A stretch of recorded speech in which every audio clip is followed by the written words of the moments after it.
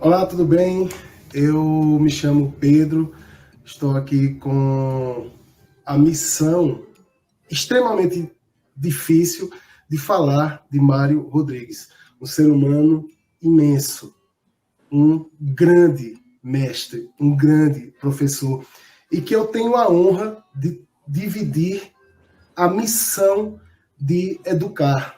Educar no Brasil é uma missão e das mais complexas. Eu tenho a honra de ter dividido a sala de aula com o Mário durante uma década ou mais, e hoje nós somos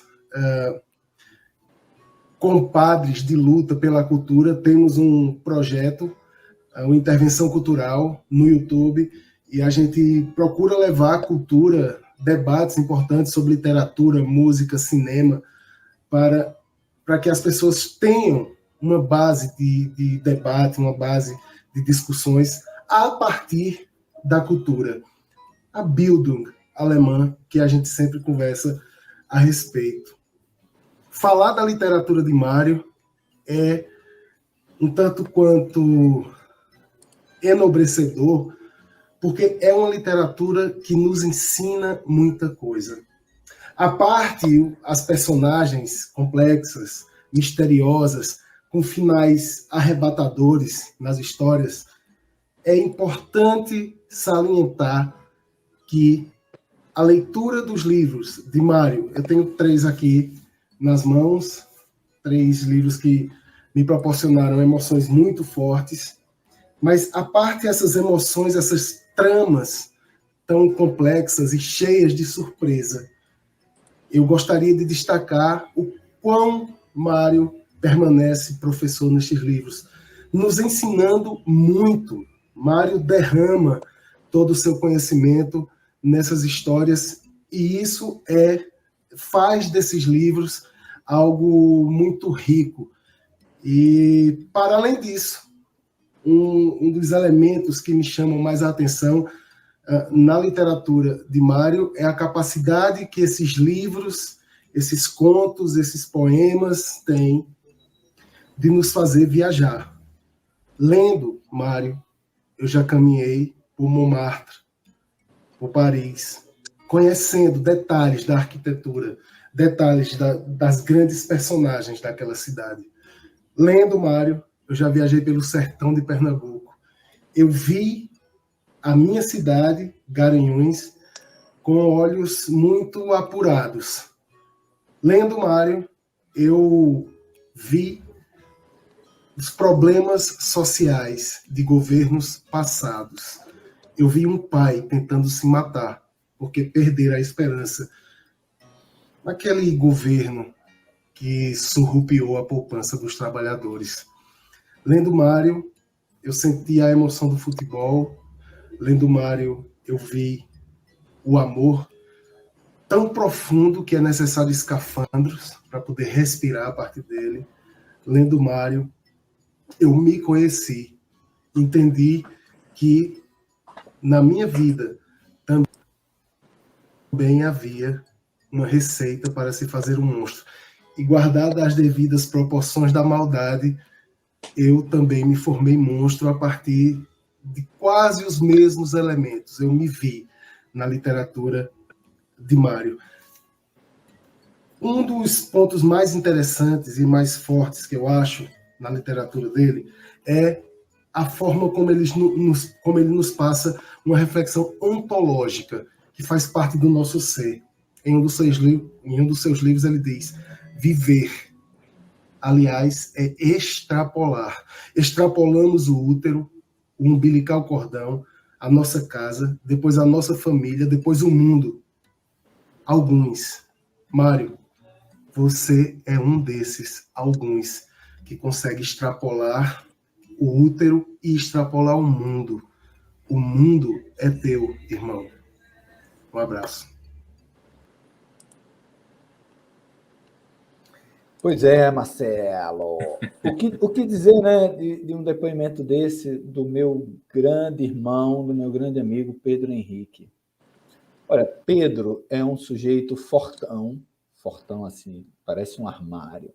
Ele é alto, ele luta jiu-jitsu, mas é talvez a pessoa mais amável assim que eu conheça.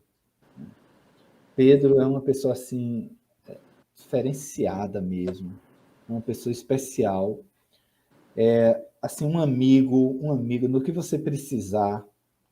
É um cara extremamente sensível, assim, aberto às dores do mundo. E é um sujeito muito inteligente, muito culto. E aí é aquilo que eu comentei antes, né? E que parece que nos marca, pelo menos eu quero acreditar assim. Porque é um cara que transmite tudo isso sem nenhum pedantismo, né? Sem nenhum academicismo no sentido pejorativo da palavra. Mas é um cara que emana, né? Emana essa inteligência superior que ele tem. Pedro, o Nivaldo é contista, né? Mas Pedro é um filósofo mesmo, né? Na acepção grega da palavra.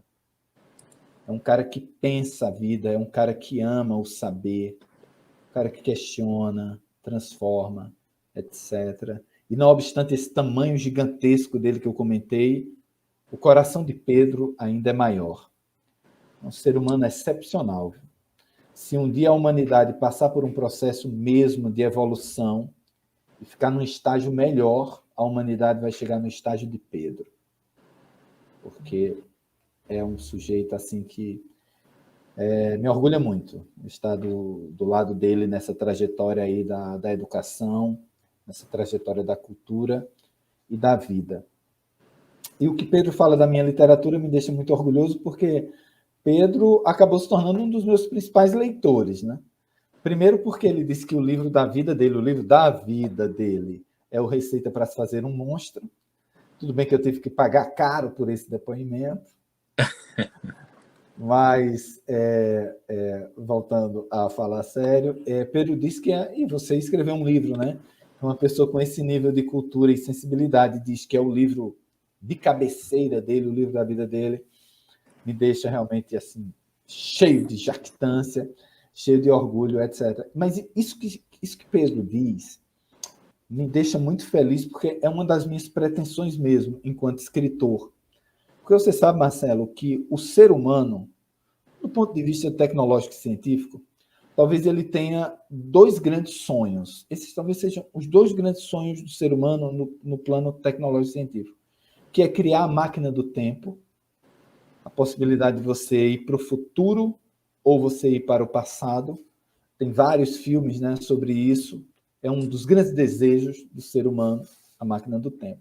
O outro grande desejo do ser humano é o teletransporte. A capacidade de você estar aqui e, de repente, instantaneamente estar no Japão, instantaneamente estar na França, instantaneamente estar na África. Mas o que as pessoas esquecem é que o ser humano já inventou. O ser humano já inventou a máquina do tempo e a máquina do teletransporte. Se chama literatura. Literatura é a máquina do tempo. Você quer saber como pensava o homem do século XIX no Brasil?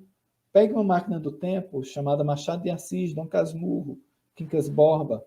Você saberá como estar lá no século XIX, como o homem pensava, né?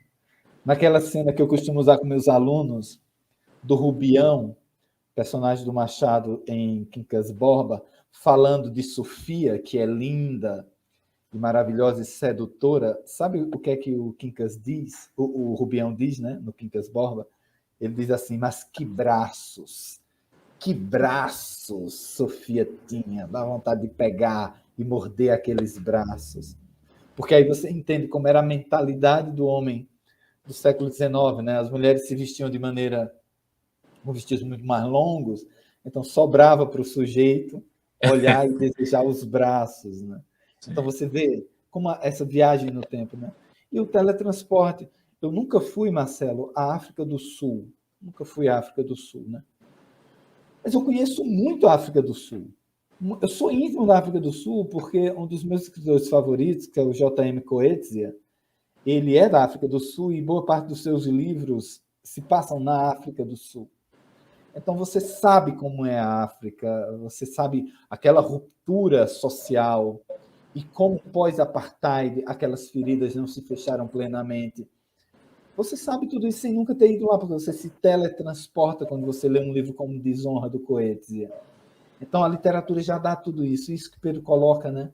Você ter a oportunidade de viajar para outros cenários, de você viajar para outros tempos, tudo isso com a abertura de um livro e mergulhar naquela página. E, por outro lado, você saber que você pode proporcionar isso a outras pessoas enquanto escritor. É uma maravilha, né? É uma maravilha. Por isso que a literatura é tão maravilhosa e viciante.